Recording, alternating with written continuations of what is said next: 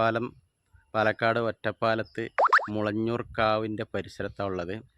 അപ്പോൾ ഇവിടെ വന്നപ്പോഴാണ് ഞാൻ ആദ്യമൊക്കെ ഇങ്ങനെ ചെറിയ യൂട്യൂബിലൊക്കെ കണ്ടിട്ടുണ്ട് ഒരു ക്ഷേത്രത്തിനെ കുറിച്ച്. പക്ഷേ ഇവിടെ വന്നപ്പോഴാണ് ഇതിൻ്റെ അത്രയും ഭംഗിയായിട്ടുള്ള സ്ഥലം. എന്താ ഭംഗി അറിയോ? കാവിൻ്റെ ദൃശ്യമൊക്കെ ഭയങ്കര ഭംഗിയാണ്. അതായത് ഒരു ചെറിയൊരു ഫോറസ്റ്റിൻ്റെ ഉള്ളിലാണിത് ഈ ക്ഷേത്രം നിൽക്കുന്നത്. ഇത് ക്ഷേത്രമല്ല കേട്ടോ, ഇത് ക്ഷേത്രത്തിന് തൊട്ടുള്ള ഒരു പത്തായപ്പുരയാണ്. അപ്പോൾ ക്ഷേത്രം നിങ്ങൾക്ക് കാണിച്ചു തരാം.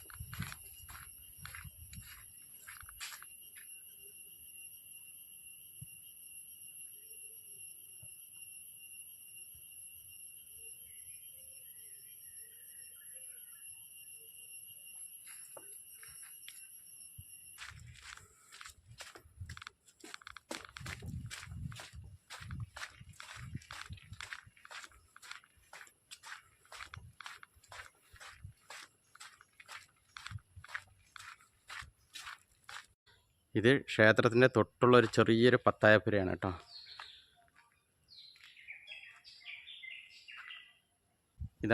ഇതാണ് മുളഞ്ഞൂർ ഭഗവതി ക്ഷേത്രത്തിലുള്ള വഴിയാണ്. എന്ത് രസമാണ്! ഇവിടുന്ന് ഈ സ്റ്റെപ്പ് ആ അറ്റത്ത് കാണുന്നതാണ് ക്ഷേത്രം.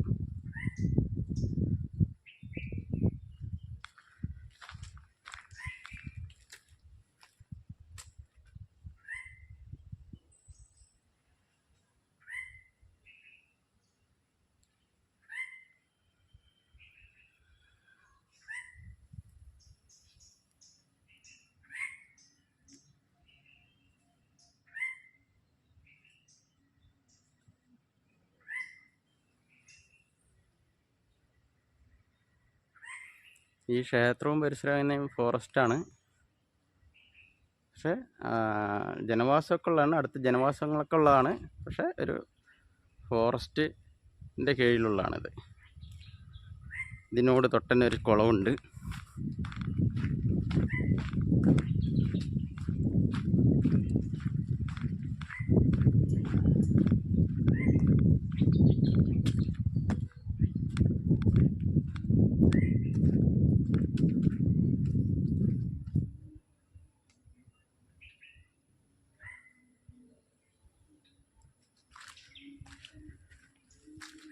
ഒരു കിണർ.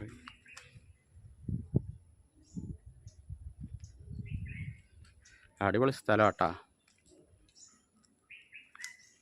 ചുമ്മാ അല്ല, സിനിമാക്കാർ ഒറ്റപ്പാലത്തിന് ഇഷ്ടപ്പെടുന്നു കേട്ടോ. അത്രയ്ക്കുണ്ട് ലൊക്കേഷൻ.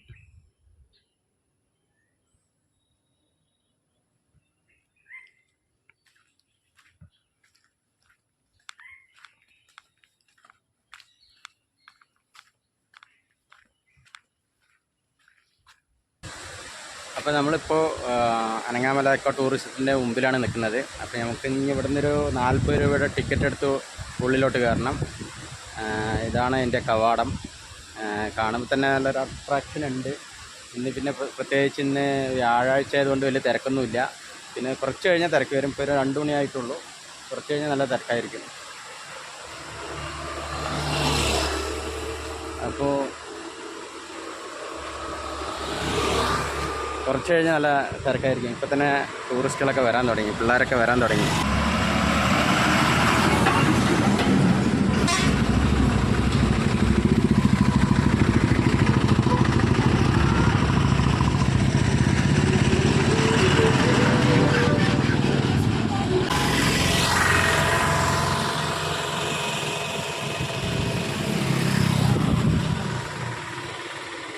എന്തായാലും ഇവിടുത്തെ നാട്ടുകാർ നല്ല സപ്പോർട്ടാണ് കേട്ടോ.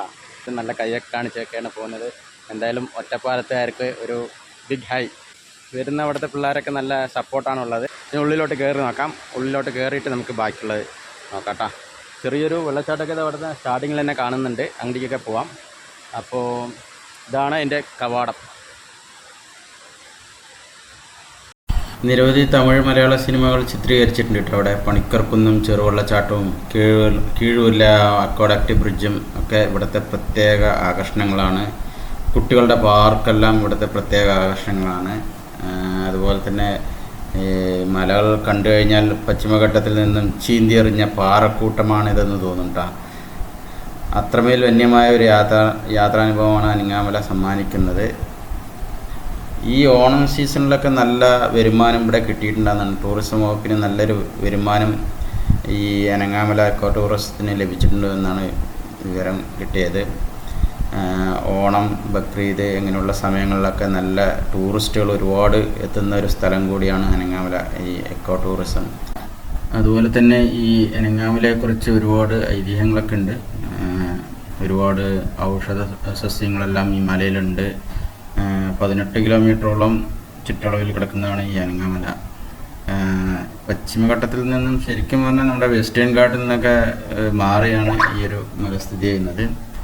ഇതിൻ്റെ ഏറ്റവും മുകളിൽ പോയി നോക്കിക്കഴിഞ്ഞാൽ കല്ലടിക്കുടം മലകളൊക്കെ നമുക്ക് ക്ലിയർ ആയിട്ട് കാണാം. നല്ല രസം ഉണ്ടാവും. അതുപോലെ തന്നെ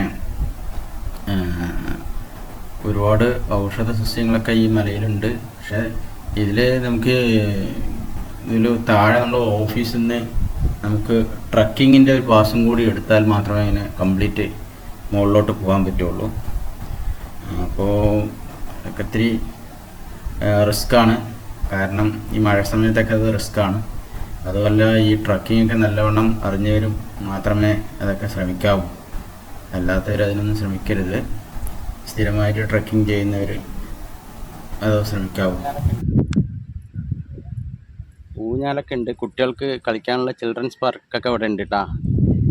അപ്പോൾ വന്നു കഴിഞ്ഞാൽ വൈകുന്നേരങ്ങളൊക്കെ വന്നു കഴിഞ്ഞാൽ കുട്ടികളെയും കൊണ്ട് വന്നു കഴിഞ്ഞാൽ എന്താണ് ഈ മല ഒന്ന് കയറി കിട്ടാനാണ്. കുറച്ച് തടിയും വെയിറ്റുള്ളവരൊക്കെ അവിടെ നിന്ന് കയറണമെങ്കിൽ മുകളിലെത്തുമ്പോഴേക്കും കിതയ്ക്കും ഊഞ്ഞാലിൽ. എന്തോ ഇന്ന് വലിയ വെയിലില്ല കേട്ടോ. വെയിലുണ്ടെങ്കിൽ ഇവിടെ നിന്ന് ഈ സമയത്ത് നിൽക്കാൻ പറ്റില്ല. ഇപ്പോൾ 2 മണി ആയിട്ടുള്ളൂ. ഈ സമയത്ത് ഇവിടെ നിൽക്കാൻ പറ്റില്ല. ഞാൻ ഈ സമയം വന്നത് എന്താണെന്ന് വെച്ചാൽ വൈകുന്നേരം ആകുമ്പോഴേക്കും ഇവിടെയൊക്കെ നല്ല തിരക്കായിരിക്കും. കുട്ടികളുടെയും വൈകിട്ട് നല്ല കാറ്റും നല്ല സുഖമായിരിക്കും. ഇവിടെ ഭയങ്കര തിരക്കും കാര്യങ്ങളൊക്കെ ആയിരിക്കും. അതുകൊണ്ടാണ് ഇപ്പോൾ ഈ സമയത്ത് വന്നത്. കുട്ടികളെ കൊണ്ടുവന്നു കഴിഞ്ഞാൽ ഇതുപോലെ ഊഞ്ഞാലും കുറച്ച് കളിക്കാനുള്ള സൗകര്യങ്ങളൊക്കെ ഉണ്ട്. എന്നാലും ശ്രദ്ധിക്കണം, പാറകളാണ് കൂടുതലും. എന്നാലും ശ്രദ്ധിക്കണം കേട്ടോ. അപ്പോൾ ഒരു നല്ല രീതിയിലുള്ളൊരു എക്കോ ടൂറിസം തന്നെയാണ്. കുഴപ്പമില്ല. ഒന്ന് റിലാക്സ് ആകട്ടെ. മുകളിൽ കയറി വരുമ്പോഴേക്കൊന്ന് കിതച്ച് കുറച്ച്. അങ്ങനെയാണിത്. ഒറ്റപ്പാലവും ചെറുപ്പളശ്ശേരിൻ്റെ ഇടയിലുള്ള ഒരു സ്ഥലമാണ് കേട്ടോ അത്, അനങ്ങാമല എക്കോ ടൂറിസം.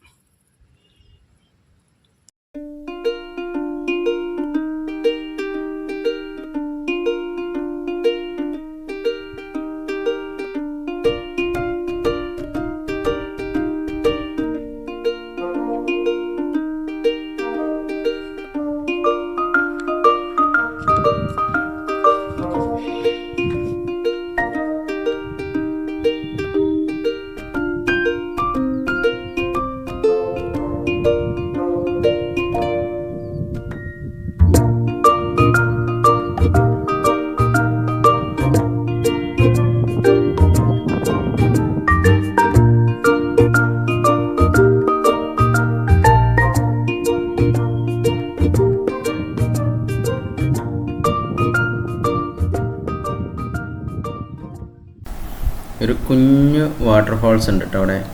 നമ്മുടെ കയ്യിലിപ്പോൾ ടവലൊക്കെ ഉണ്ട് പറഞ്ഞാൽ നമുക്ക് ഇവിടെ സുഖമായിട്ട് കുളിച്ച് ഒന്ന് നല്ല തണുപ്പൊക്കെ ഉണ്ട് വെള്ളത്തിന്. സുഖമായിട്ടൊന്ന് കുളിച്ച് ഫ്രഷായിട്ടൊക്കെ അവിടെ നിന്ന് പോകാം. വലിയ ഒഴുക്കൊന്നുമില്ല. ഒരു ചെറിയൊരു കുഞ്ഞ് വാട്ടർഫാൾസ്. അപ്പോൾ ഇതിന് താഴത്ത് പോയി കഴിഞ്ഞാൽ നമുക്ക് ഈ വാട്ടർഫാൾസിൻ്റെ താഴെ അല്ലാതെ കുറച്ചപ്പുറത്ത് പോയി കഴിഞ്ഞാൽ നമുക്ക് അവിടെ നിന്ന് കുളിക്കാം. ടവലൊക്കെ വീട്ടിൽ നിന്ന് കൊണ്ടുവരാന്ന് വെച്ചാൽ നമുക്ക് കുളിച്ച് ഫ്രഷായിട്ട് ഇവിടെ നിന്ന് പോകാം.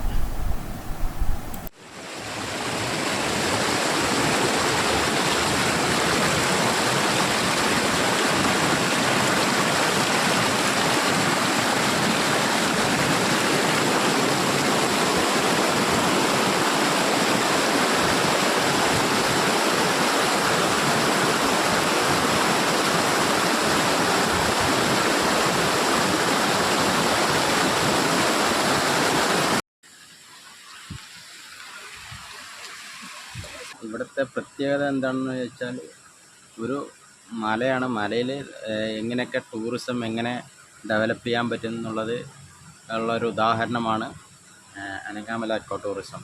അത് നടന്നു പോകാനുള്ള നല്ല കൈവരികളും അതുപോലെ തന്നെ ഈ മലയുടെ സൈഡിൽ കൂടെ അങ്ങനെ മലയുടെ ഏകദേശം സെൻറ്റർ വരെ എത്താം. നമ്മളിങ്ങനെ നടപ്പാത അവർ ഉണ്ടാക്കി വെച്ചിട്ടുണ്ട്. അപ്പോൾ ശരിക്കും ഒരു എക്കോ ടൂറിസം തന്നെയാണ് ഈ അനങ്ങാമല ഒറ്റപ്പാലത്ത് അനങ്ങാമലയിലുള്ളത്. അതായത് നമ്മൾ പാലക്കാട് നിന്ന് ഒറ്റപ്പാലം വന്ന് ഒറ്റപ്പാലത്ത് നിന്ന് ചെർപ്പുളശ്ശേരി റൂട്ടിലാണ് ഇതുള്ളത് കേട്ടോ. വരോട് കഴിഞ്ഞ് ഒറ്റപ്പാലം വരോട് കഴിഞ്ഞ് ചെർപ്പുളശ്ശേരി എത്താനാകുമ്പോൾ രണ്ടിൻ്റെ ഇടയിലാണ്, ഒറ്റപ്പാലത്തിൻ്റെയും ചെർപ്പുളശ്ശേരിയുടെയും ഇടയിലുള്ള സ്ഥലമാണ് ഈ അനങ്ങാമല. മല തന്നെയാണ്, 2 മലകൾ. അതിൽ ടൂറിസം ഡെവലപ്പ് ചെയ്തിരിക്കുകയാണ്. എന്തായാലും കുഴപ്പമില്ല, നല്ല അടിപൊളി വൈബ് തന്നെയാണ് ഇവിടെ ഉള്ളത് കേട്ടോ. 2 അപ്പുറത്തും ഇപ്പുറത്തും 2 മലയുണ്ട്. അതിൻ്റെ സെൻട്രൽ കൂടെ ഒരു വഴിയും കാണാനല്ലേ വഴിയും അതിനോട് ചേർന്നിട്ട് അതിൻ്റെ ഒരു ഓഫീസും.